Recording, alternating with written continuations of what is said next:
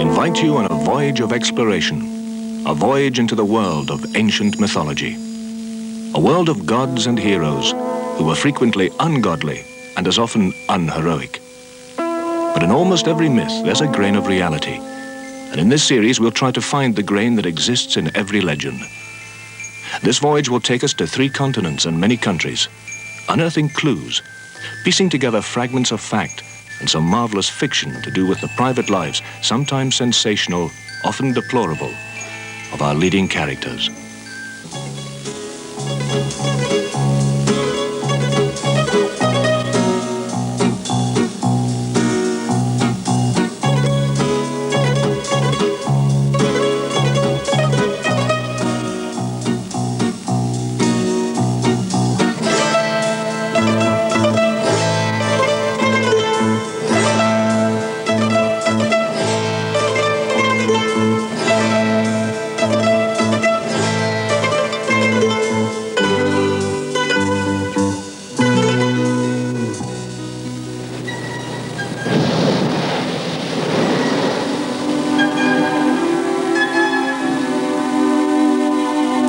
The world of ancient myth was and still is a world of legend and color. The weird and wonderful destinies of the gods and heroes of that time, although they themselves never lived, survived the reputations of many of the real heroes. Created by the popular fantasies of the Greeks and later the Romans, even before the discovery of the iron plough, they have lived on into the age of the atom. Every age explains the origins of the world to itself in a different way, and Greek myths differ markedly from the myths of other nations.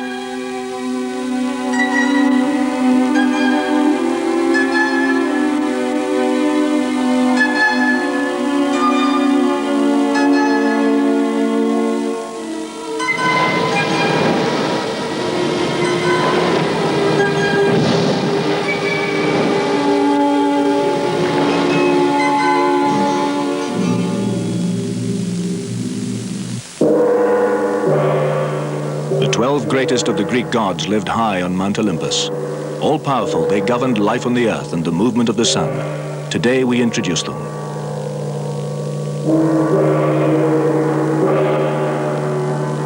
In the beginning, according to Greek mythology, there was chaos.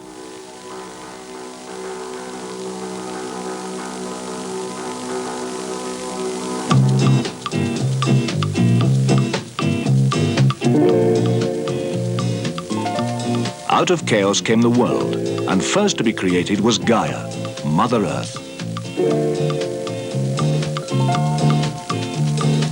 Gaia then gave birth to the mountains, the sea, and to the sky Uranus. There was no father. Uranus, who controlled all that existed, had many children with Gaia, Cyclops, giants, and Titans. The youngest of these, Kronos, cunningly trapped his father, mutilated him and proclaimed himself lord of everything. But frightened in case his children followed in his own blood-stained footsteps, he devised a way of disposing of them.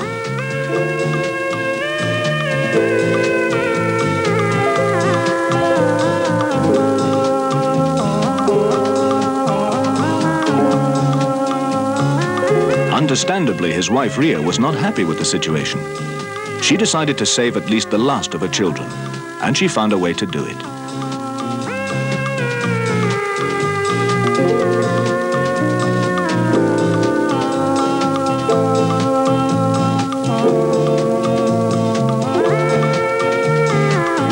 The last of Rhea's sons was called Zeus. Safely delivered from his father, Zeus grew up in a deep cave on the island of Crete. Amalthea, the divine goat, nourished him with her milk. Forest nymphs looked after his every need. And bees overwhelmed him with honey and nectar.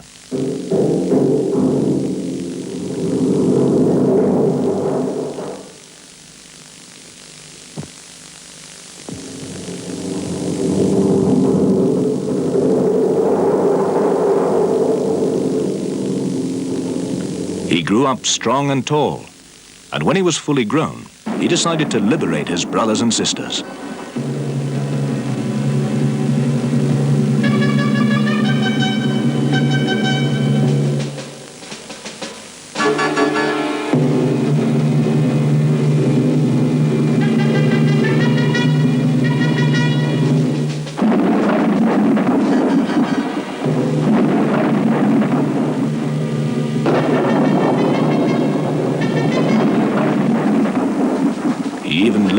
the stone.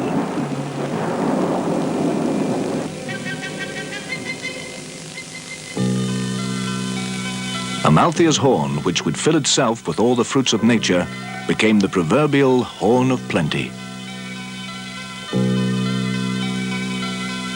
One of Bernini's earliest works shows Amalthea the goat guarding Zeus's haven.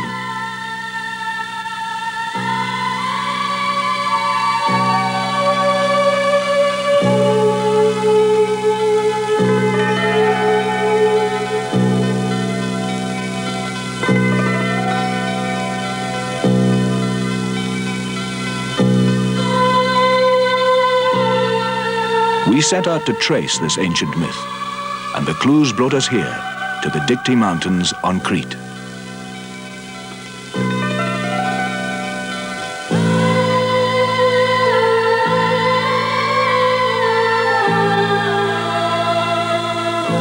Looking now as they must have looked for centuries.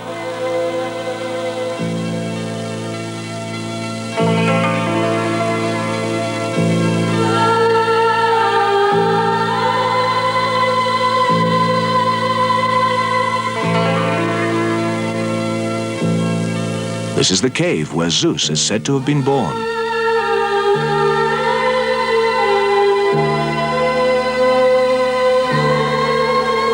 The greatest of the gods of ancient Greece, the Romans were to call him Jupiter, Zeus set up his kingdom on the highest mountain in Greece, Mount Olympus, in Thessaly, and took his wife Hera, the protectress of motherhood and matrimony. Later she was known to the Romans as Juno. It was not an easy life with the fickle Zeus, and their many quarrels were said to be the cause of storms. And storms, especially storms at sea, were calmed by Poseidon, or Neptune as the Romans called him, the almighty god of the seas and ruler over all marine creatures, monsters and nymphs. He was said to be as capricious as the sea that was his vassal.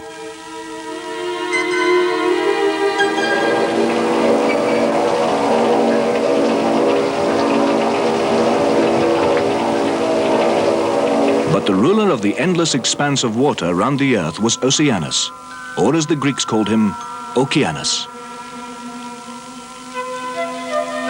The goddess of wisdom and victory in battle, Athene, the daughter of Zeus, and protectress of the city of Athens. The lyre was the symbol of Apollo, the god of light, an accomplished archer and the protector of life. Whenever he went to Mount Olympus, he did so in the company of 9 muses, who were the patrons of the arts. That was why he was so popular there.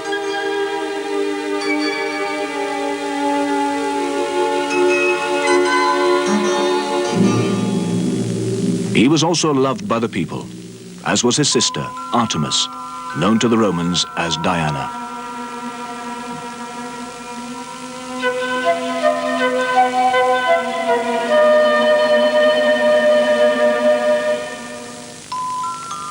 Of course, it was not a good idea to arouse the wrath of the gods. Look what happened, for example, to Actaeon, the hunter. Once when out hunting, he happened to see Artemis bathing naked. In anger, she turned him into a stag, so that his own dogs tore him to pieces. A modest girl.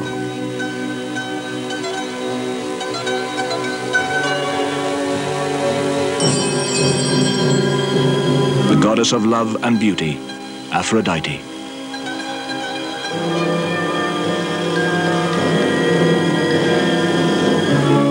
It is said she was born of the sea foam fertilized by Uranus.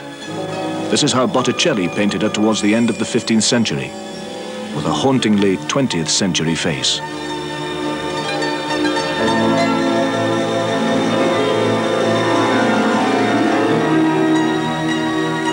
The most dazzling of gods, Helios.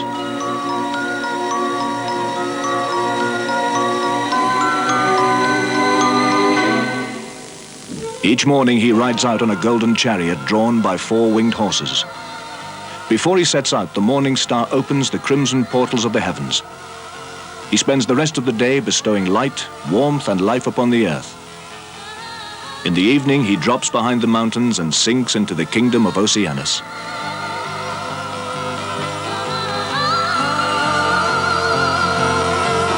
The messenger of the gods, the god of merchants and the protector of pilgrims, was Hermes. He was extremely versatile. He became the patron deity of diplomats, and today many banks and insurance companies make use of him in their crests.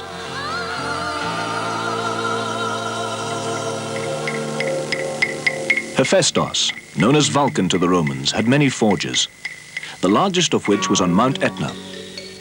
Hephaestus provided the gods and heroes with weapons, and as is the custom of arms dealers, was not unhappy to supply both sides at once.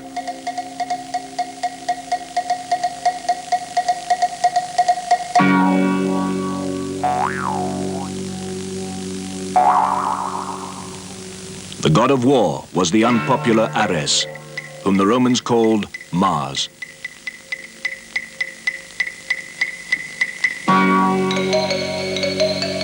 Dionysus, or Bacchus to give him his Roman name, was popular with most people.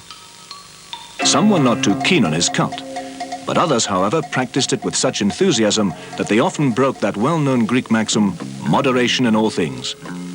He is one of the few ancient gods whose cult continues to the present day.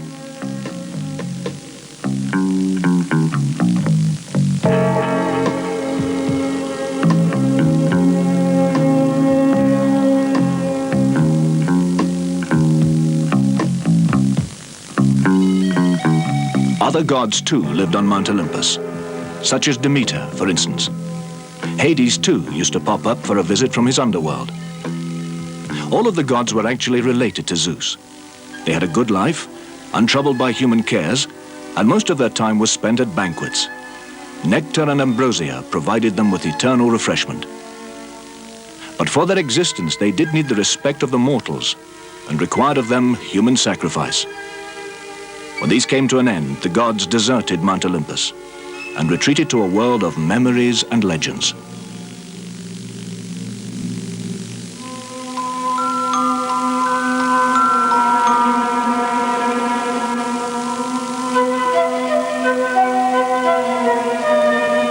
An imperishable world that'll last as long as Mount Olympus continues to tower over Thessaly in Greece.